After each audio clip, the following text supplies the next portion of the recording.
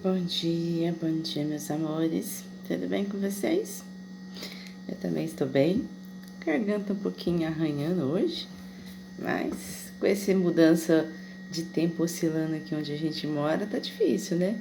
Uma hora faz frio, uma hora faz calor, uma hora chove, uma hora faz sol.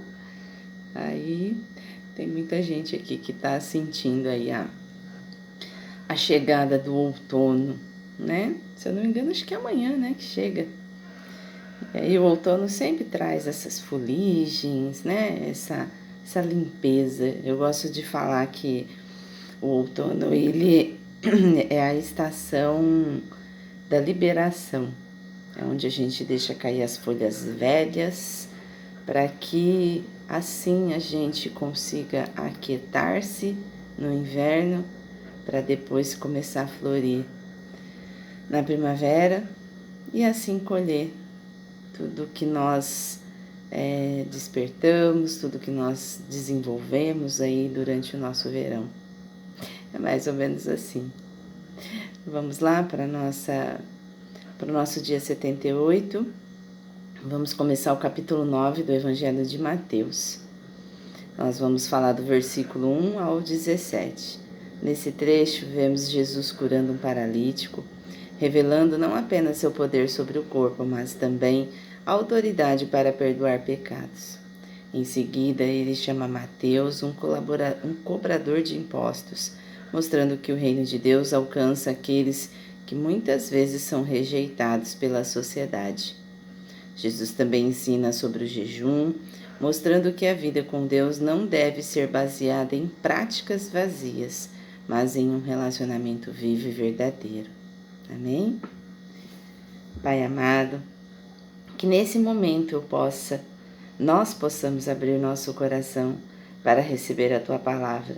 Ensina-nos a compreender a Tua vontade e a viver uma fé verdadeira, que vem de dentro para fora. Em nome de Jesus. Amém. Amém, meus amores? Então, nós começamos o capítulo 9. A cura de um paralítico em Cafarnaum.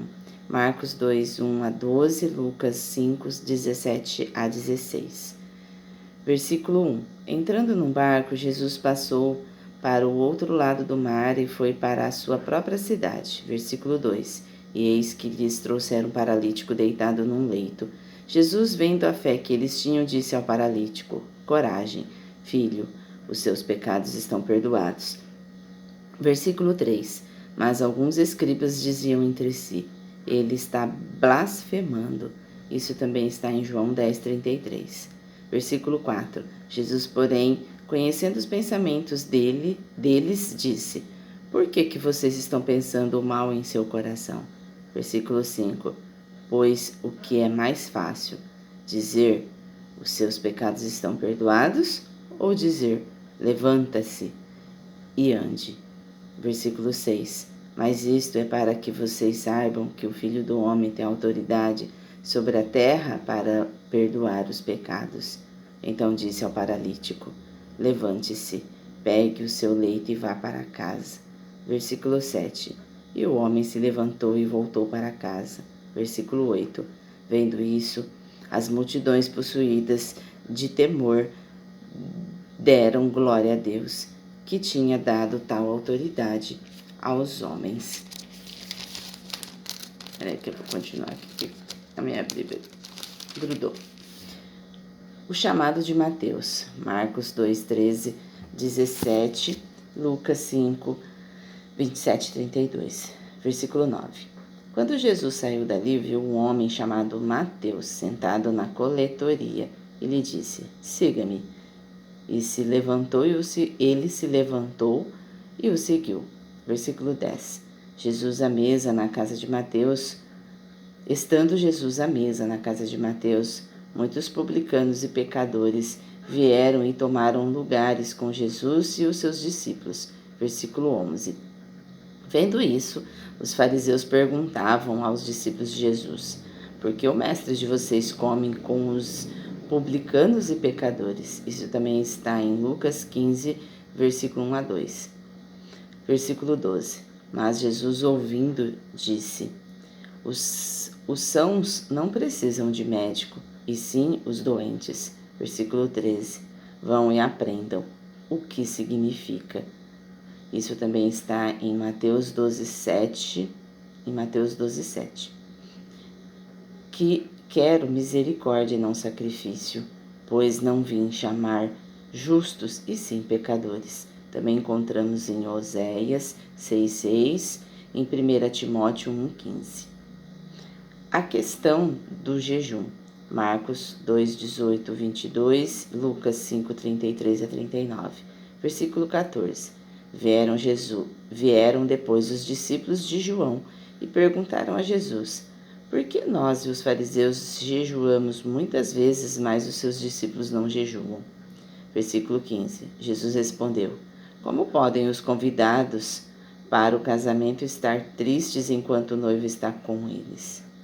No entanto, virão dias em que o noivo lhes será tirado, e então eles vão jejuar.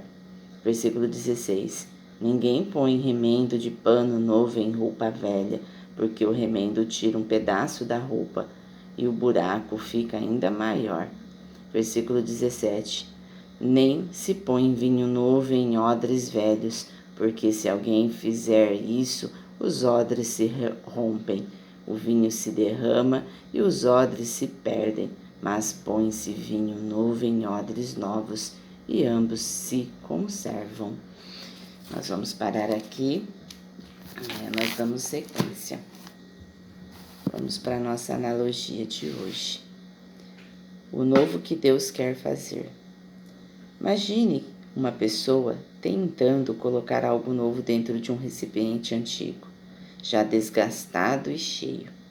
Por mais que tente, aquilo não se ajusta, não se encaixa e acaba se perdendo.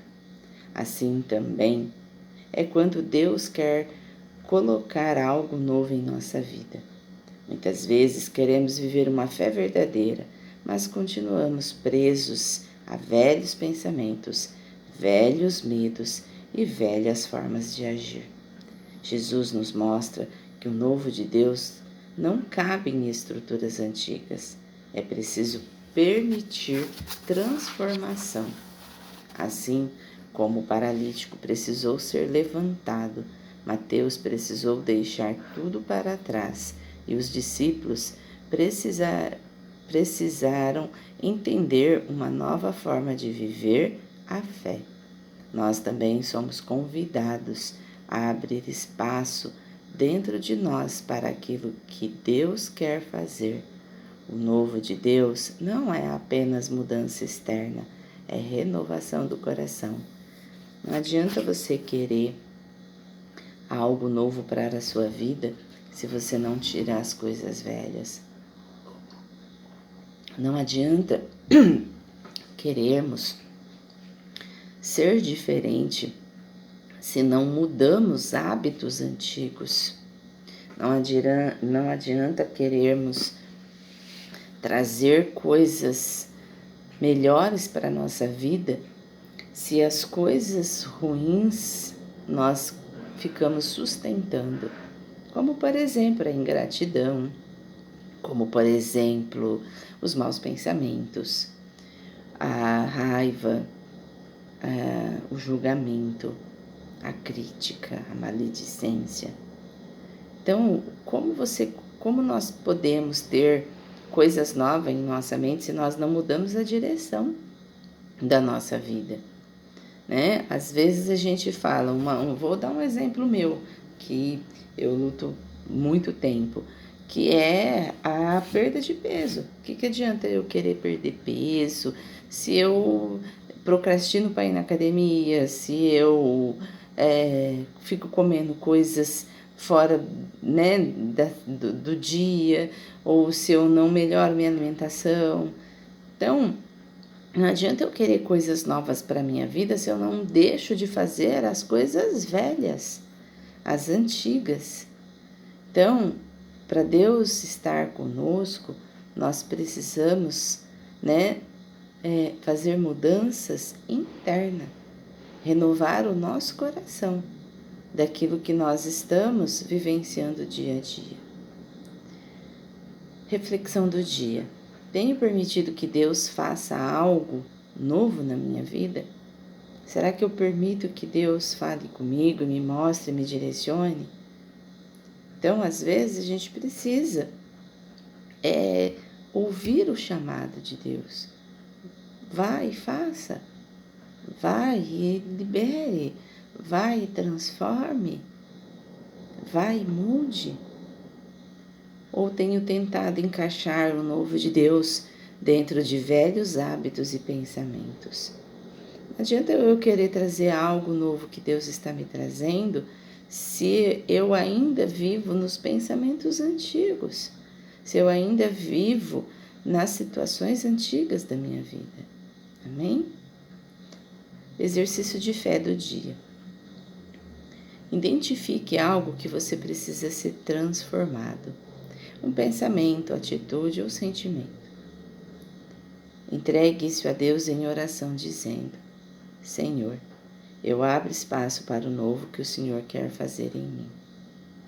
Escolha agir de forma diferente hoje, mesmo que seja em um pequeno detalhe. A transformação começa em pequenas decisões diárias. Não é mudar tudo radicalmente. É começar fazendo uma mudança. Da mesma forma que a gente volta a fazer algo devagarinho, a gente vai também desconstruindo algo devagarinho. Não adianta eu querer jogar todo o lixo fora. Eu preciso levar o lixo aos poucos.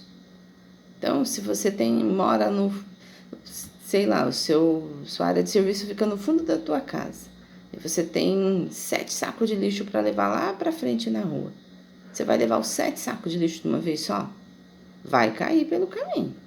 Vai derramar lixo, com certeza. E aí, você vai fazer o quê? Não é verdade? Vai ter que catar os lixos no meio das coisas boas. Faça uma visualização. Imagine você com 7 sacos de lixo. Alguns até saindo os bichinhos para fora. Aí você fez toda a limpeza da sua casa. Aí, de repente, você precisa jogar fora. Você vai passar pelo corredor, pela casa inteira, com 7 sacos de lixo? Vai estourar, vai cair bigado pela casa, vai sujar tudo. Entendeu? É a mesma coisa. Não adianta a gente querer tirar todas as coisas ruins de dentro da gente de uma vez só. É aos pouquinhos. Então, pegue o exercício da fé do dia e olhe para isso no dia de hoje. Amém? Vamos orar? Senhor Deus, renova nosso coração e a nossa mente. Ajuda-nos a deixar para trás aquilo que já não faz mais parte. Ajuda-nos a deixar para trás aquilo que já não faz mais parte daquilo que o Senhor tem para nós. Que possamos estar abertos para viver o novo que vem de Ti. Em nome de Jesus. Amém. Amém, meus amores. Tenham um ótimo dia. Que Deus abençoe e esteja aí caminhando com todos vocês. Amém? Até amanhã.